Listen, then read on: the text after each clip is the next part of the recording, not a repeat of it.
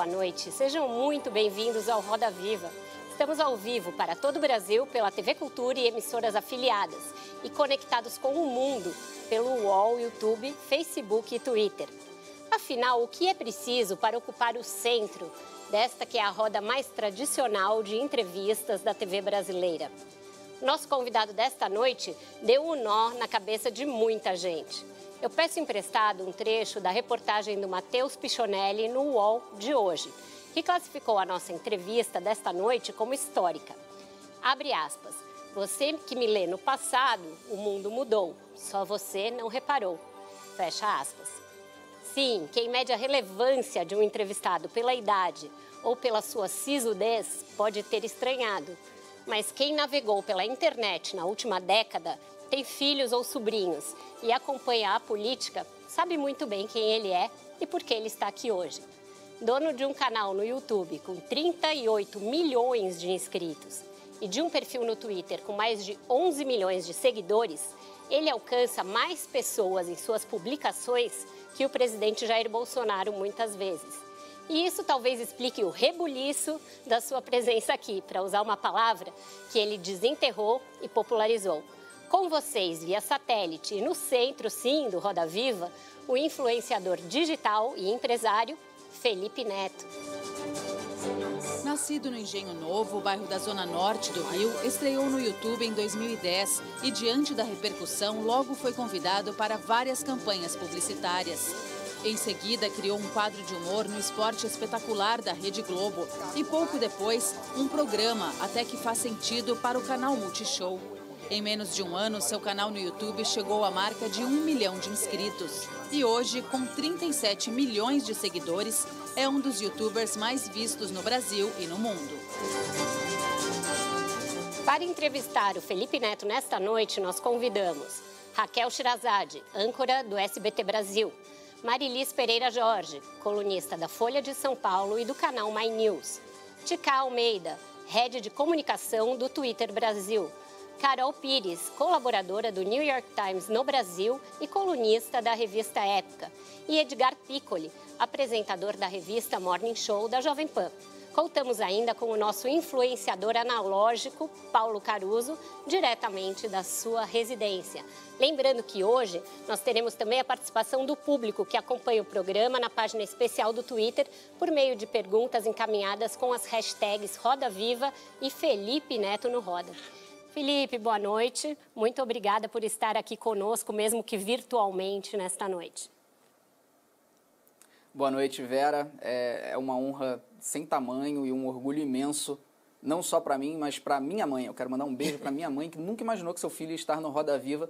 E eu estou muito orgulhoso de estar aqui. Espero que essa entrevista possa ser esclarecedora e que eu possa mostrar um pouquinho de quem eu sou, sem nenhum tipo de filtro ou de intenções, sem estar no meu canal no YouTube, nem no meu Twitter, simplesmente sendo eu, e responder todas as perguntas de vocês, que vocês vão fazer com 100% de verdade e de honestidade. Você publicou da no Constituinte e da nossa Constituição, e eu lembro de crescer com medo da ditadura militar. Eu acho que a geração atual, mais recente, ela já cresceu em outra referência, ela já não tem mais, ela tem um desligamento tão grande do período de ditadura militar, que eles não têm esse medo, eles não tratam isso como uma realidade, Felipe, como uma possibilidade. E, oi? Não querendo te cortar, mas eu acho que agora a gente já está derivando para outros assuntos. Vamos encurtar as conversas no ritmo da internet para todo mundo poder perguntar. Vamos lá. Está que nem o Toffoli, já está em revistrou. Vamos, Raquel, com você. Oi, Felipe, boa noite, meu ex-hater. Boa noite a todos da bancada. Eu quero agradecer a Vera Magalhães por estar aqui nesse programa, que é o sonho de todo jornalista, fazer parte dessa bancada. Obrigada a você, a direção do programa. Esse que é o programa de entrevista, na minha opinião, mais importante da televisão brasileira e o mais plural. Tanto que hoje a gente tem o digital influenciador aí, o influenciador digital, Felipe Neto. Quero agradecer por estar aqui com os nossos colegas de profissão, nós que pensamos de formas tão peculiares, que pensamos diferentes, que concordamos e divergimos em tantos assuntos, mas que estamos aqui como uma bancada plural, provando que é possível divergir sem agredir, é possível debater sem destruir. Então, eu só queria fazer esse adendo. E agora, pergunta para o Felipe Neto. Boa noite, Felipe. É o seguinte, os seus vídeos sempre deram muito o que falar, mas desde que você falasse sobre gelatina, Minecraft, sobre imitação de foca, cabelo, né, tinta de cabelo, até aí tudo bem. Mas aí você acabou migrando para um terreno um pouco mais lodoso, mais perigoso, que é o terreno da política. E eu queria saber qual foi o gatilho para a sua mudança, essa migração do público infanto-juvenil para a crítica política. O que é que te fez exatamente deixar de ser aquele Felipe Neto imaturo para ser o crítico político que você se revelou? Raquel, boa noite. Realmente, para quem não sabe, já fui um hater de Raquel Sherazade, já escrevi texto no Facebook contra ela. Eu acho que a Raquel hoje, né, tem uma presença tão importante na imprensa e nas redes sociais. E eu tô com muito orgulho de ter você aqui hoje me entrevistando, Raquel. Não houve exatamente um gatilho. Na verdade, se você acompanha o meu canal no passado, eu começo a me politizar um pouco mais por meados de 2012. Em 2013 eu já faço, não faz sentido o que eu fazia na época, aquele programa que era um pouco mais voltado para crítica, comédia, às vezes arrotar conhecimento quando não tinha, que eu usava óculos escuros e tal. Eu já falava e batia no governo do PT desde essa época. E sempre fui um crítico ferrenho ao governo do PT, né? Quem acompanhou nessa época lembra que eu tinha, espasmos de violência verbal contra os petistas como um todo. E eu acho que a minha participação dentro desse cenário, ela sempre existiu. Mas eu sempre encarei o meu canal também como uma fonte de diversão. Quando eu volto para o YouTube em 2016, eu volto com outra proposta. Eu falo, bom, tá na hora de começar a criar conteúdo que eu goste de fazer, sinta prazer de fazer e que a família inteira assista junto. Então aquele foi o momento de talvez infantilização, que não é uma real infantilização, eu continuei com muito adolescente me assistindo, mas me afastei desse tipo de debate. E levei esse debate para onde eu acredito que ele deve estar, que é no meu Twitter. Por quê? No YouTube eu sou uma mistura de apresentador, com ator, com comunicador. Não existe um termo correto para isso ainda. A gente usa youtuber pela falta de termo. Mas seria como um comunicador digital, um criador de conteúdo digital. E dentro do YouTube, eu estou criando conteúdo como uma pessoa e também como uma empresa. Há toda uma preparação por trás. Há toda uma empresa por trás. Já no Twitter, não. O Twitter é uma rede social de opinião, onde eu simplesmente coloco para fora o que eu penso, o que eu sinto, o que eu estou naquele dia pensando. Então, a partir daí, eu começo a ter uma participação mais efetiva no Twitter e menos no YouTube. E por isso essa possível infantilização. Foca era o meu irmão, só para deixar claro. O Lucas Neto, ele parte para esse caminho mais do conteúdo infantil. Hoje ele é uma grande referência infantil, com conteúdo criado por pedagogos, etc. Mas o meu conteúdo permanece sendo para adolescentes, jovens adultos e também, se crianças assistirem junto com os pais, eu não vejo problema nenhum. Mas a minha politização fica no Twitter. E gatilho, sinceramente, não teve. A minha cobrança, vou deixar esse fone caído, tô nem aí. A minha cobrança, de fato, a outros influenciadores teve como gatilho quando o presidente Jair Bolsonaro começa a não só apenas flertar com uma possível opressão, como ele flertou ao longo de toda a vida, mas ele começa, de fato, a agir em função disso. Quando ele começa a ir em manifestação, para poder levar projetos sociais à frente. Eu faço muita coisa das quais eu não comento absolutamente nada e eu não acho pertinente, às vezes, ficar postando ou falando sobre auxílios ou ajudas que são dadas. Eu quero poder criar um instituto para poder fazer algo institucionalizado e muito mais sério, muito maior do que o que eu faço hoje em dia. E sobre... Qual era a outra pergunta? Desculpa. Se você acredita que a gente pode falar sobre meritocracia no Brasil, já que você é um case de sucesso. Absolutamente que não. A meritocracia é uma grande ilusão liberal criada, né, por pessoas que querem vender sonhos e muitas das vezes estão lucrando com a venda desses sonhos. A meritocracia ela só existe se você tiver duas pessoas em exatas condições de obstáculos, né? Então, se você já está falando de uma pessoa branca e uma pessoa negra, você já não existe o argumento, o assunto meritocracia, ainda mais num país como o Brasil. Para isso, basta olhar as estatísticas, os estudos. Essa não é a minha área de especialidade, eu falo isso mais como um opinador, como um leitor, como alguém que gosta de se inteirar, mas a meritocracia entre homens e mulheres não existe, entre brancos e pretos não existe, entre, enfim, homossexuais e heterossexuais não existe, entre pessoas de periferia e pessoas que estão no centro da cidade, das oportunidades, também não existe, entre pessoas pobres e pessoas ricas também não existe. Então, o fato de eu ter vindo de um lugar pobre e ter me tornado a exceção da regra não faz de mim uma prova da meritocracia, porque todas as pessoas que lá ficaram são a prova de que a meritocracia não existe. Essa é a minha visão. Felipe, eu queria voltar ao tema da política. O atual presidente venceu a eleição usando como ferramenta de propaganda política a internet, né, de onde você vem. Há investigações sobre o uso de robôs, dos bots, há investigações em curso sobre a compra de disparos de mensagem em massa e há investigações, inclusive, sobre o gabinete do ódio, que você citou no bloco anterior, de onde partiriam ataques, né, ataques muito sérios, muito graves aos críticos do governo.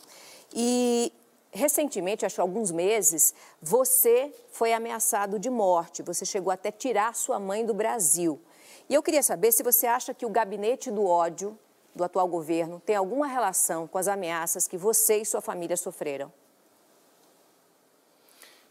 Eu não sei, mas é difícil imaginar um cenário onde não tenha. Isso é realmente triste, mas é difícil imaginar. Eu não sei. A gente, infelizmente, está na polícia, eles estão até hoje com o caso, mas é muito difícil deles conseguirem chegar à raiz do problema. Eu recebi ameaças de morte, minha mãe recebeu ameaças de morte por minha causa, então dá para imaginar um pouco de como eu me senti em relação a isso. Ainda é um assunto sensível quando eu tenho que falar sobre.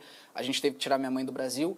E isso é realmente inacreditável. É por isso que quando eu falo sobre a gente não ter tolerância com os intolerantes, né, que seria o paradoxo da tolerância, é algo que eu acredito muito. A gente não pode simplesmente olhar tudo que está acontecendo, toda a violência, toda a opressão, toda a tentativa de silenciar a imprensa, de calar a democracia, de tomar o poder para si. A gente não pode olhar para isso e ser tolerante e falar é um lado.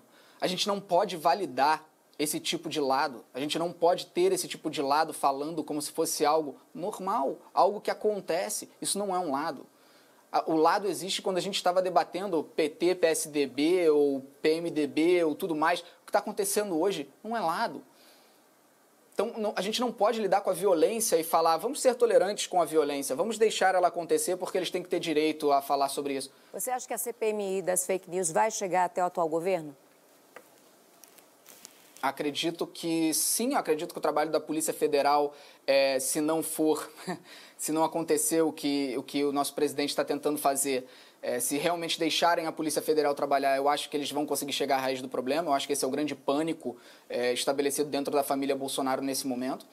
E eu espero do fundo do meu coração que tanto a Polícia Federal quanto a CPMI consiga trazer resultados, porque o que acontece dentro do gabinete do ódio e todo esse esquema criado para manipulação das informações que chegam ao público, tudo isso é um crime muito, muito, muito grave, com consequências trágicas para todo mundo. Então eu espero do fundo do coração que eles consigam chegar nos culpados. Então, com isso, a gente encerra o segundo bloco, volta já.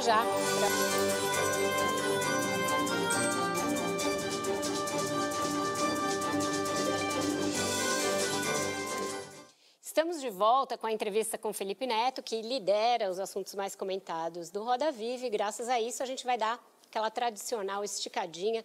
Vamos juntos até às 11h40, agora com a pergunta da Raquel Sherazade, por favor. Obrigada, Vera.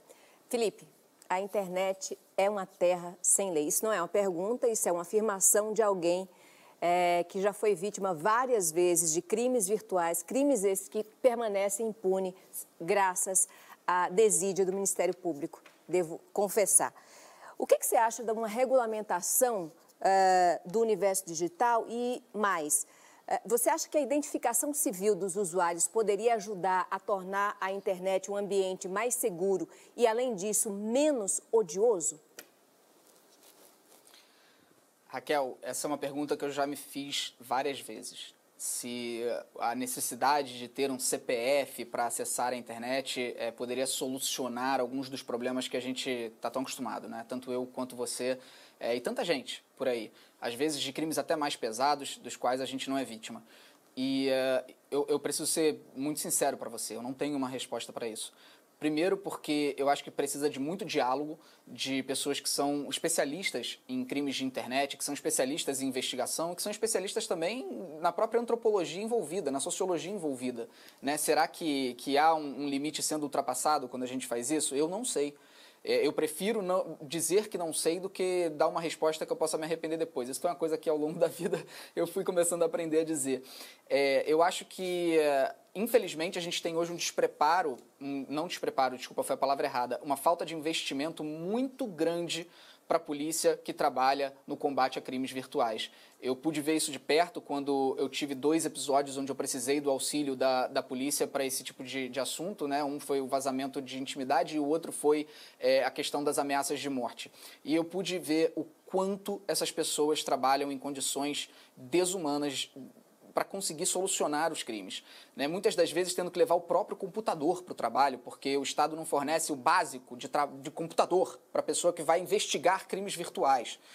Então, é um cenário trágico, triste e que precisa de investimento, que precisa de diálogo, que precisa ser observado e eu acredito que está sendo completamente negligenciado nos últimos anos. Eu espero muito que esse cenário mude. Mas respondendo a sua pergunta, eu não sei. Porém, a polícia chegou muito rápido aos hackers de Araraquara, por exemplo, quando se tratou do vazamento de conversas Isso é uma excelente de uma observação. autoridade. Nós somos cidadãos comuns, então somos tratados de forma diversa, infelizmente. Felipe, deixa eu aproveitar aqui. Concordo. A gente conhece um pouco da tua trajetória, mas é tanta coisa que você já fez que essa vinheta de abertura na tua apresentação, na introdução do Roda Viva com você, a gente tem ali enumerado, organizadinho, tudo o que você fez já na tua vida. Você foi repórter de um quadro do Globo, no Esporte Espetacular, você apresentou o programa no Multishow, você é vlogger, você é empresário, você é produtor digital. O que, dentre essas coisas que você está fazendo no momento, é a que você mais gosta de fazer, a que você sente mais prazer nesse momento atual da tua carreira? E eu vou pegar uma carona na pergunta do Edgar para encaixar uma do Chico Caruso, irmão do nosso Paulo Caruso, que pergunta por que você investiu no Botafogo e não no Vasco. Então, além de todas essas funções, tem também a função Felipe Neto, cartola de futebol. Olha, eu falei que ia responder tudo com 100% de verdade e honestidade. Eu poderia vir aqui e falar que o que mais me dá prazer é lutar contra a opressão, mas a verdade é que o que mais me dá prazer nesse momento é jogar Minecraft. Então, fazendo um parêntese, né, para a pergunta que todas as crianças fizeram para Raquel, para mim, você joga no modo criativo do Minecraft? Isso é quase uma pergunta denúncia. Explica o que isso significa e se você joga ou não. Ah, maravilhoso! Estou falando sobre Minecraft em modo criativo no Roda Viva. Bom, eu já expliquei isso para as pessoas, mas é óbvio que são vídeos que só quem é fã assiste. Eu uso o modo criativo para algumas coisas e eu uso o modo sobrevivência para a maioria esmagadora das coisas que eu faço no Minecraft. Inclusive no Twitter, a respeito do que... Modo sobrevivência. E a respeito, assim, do que me dá prazer... O Edgar falou sobre essa questão, né? Desculpa fazer um ataque desse aqui, mas eu acho que erradamente está fazendo ao dar voz a extremistas, negacionistas e revisionistas em debates como se aquela opinião devesse ser validada. Nada disso ajuda no cenário de longo prazo. Então, negacionismo, obscurantismo e revisionismo tem que ser desmascarado. Tudo que é anticiência tem que ser desmascarado e não apenas conviver com tolerância e dizer está certo pensar que a Terra é plana. Raquel, a última pergunta do programa. Felipe, você falou da relevância, da importância dos jornalistas como pilares da manutenção da nossa democracia. Mas como inspirar as pessoas a buscarem informação de qualidade quando, pelo menos no meio digital, a informação, a mídia, ela é paga, mas as fake news, elas são gratuitas? Por isso que é muito importante que os grandes veículos, e aí eu mais uma vez me coloco numa situação de semi-especialista, porque é sobre comunicação, mas não é sobre a minha área de atuação, que é o jornalismo. os grandes veículos, na minha concepção, na minha visão, eles deveriam repensar como eles estão fazendo o paywall, que a gente chama, né? Que é aquilo que todo mundo ama. Vai abrir uma notícia e é só para assinante. Nesse momento, tem muita gente ficando muito irritada com isso. Por que as pessoas estão ficando irritadas com isso? Porque não está sendo feito da maneira mais inteligente. É preciso rever a maneira como isso está sendo feito. A gente está lidando com robôs nesse momento muito usados pelo lado mal da força, mas na verdade existem robôs e algoritmos que podem ser utilizados para o bem da população. Nesse caso, os grandes veículos precisam investir em tecnologia para entender como fisgar anunciantes sem irritá-lo, sem tentar converter um assinante para um veículo à força, do tipo, você só vai ler se você for assinante. Às vezes, você tem que fisgar a pessoa, encantá-la e fazê-la ser uma assinante, reservando determinadas coisas para assinante. Quando você coloca tudo para assinante, como eu tenho visto acontecer em alguns veículos, você acaba causando uma rejeição. E muitas das vezes, exatamente o que você falou, Raquel, o grande problema do paywall hoje é que você elitiza a informação de qualidade e a pessoa que não tem condição de assinar não consegue saber a verdade sobre determinado assunto e só recebe a informação pelo WhatsApp. Então, os grandes veículos, a Folha, o Estadão, o Valor, Globo, todos os grandes veículos precisam rever as estratégias de paywall.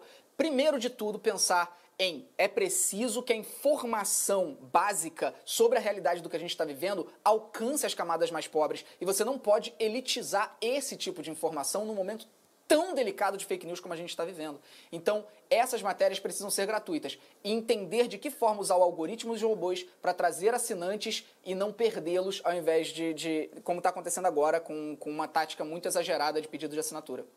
Então, infelizmente, o nosso tempo acabou. Eu queria agradecer à TV Universo, que viabilizou a transmissão via satélite da entrevista do Felipe lá do Rio de Janeiro. Agradeço demais a ele, Felipe, pela entrevista que realmente já nasce histórica. E também a Raquel Sherazade, a Marilis Pereira Jorge, a Tica Almeida, a Carol Pires e ao Edgar Piccoli. Também ao nosso Paulo Caruso lá na casa dele. Agradeço sobretudo a você que nos brindou até essa hora com uma audiência enorme em todas as telas. Como diria o Chico Buarque, o mesmo autor do Roda Viva, o tempo passou na janela e só Carolina não viu.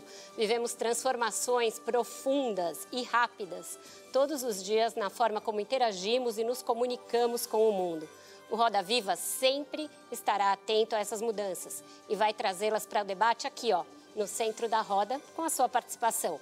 Queremos pais e filhos assistindo ao programa juntos, sempre que possível, como aconteceu hoje. Uma ótima semana a todos, fiquem bem, fiquem em casa o máximo que puderem e nos encontramos de novo na segunda-feira às 10 da noite. Até lá!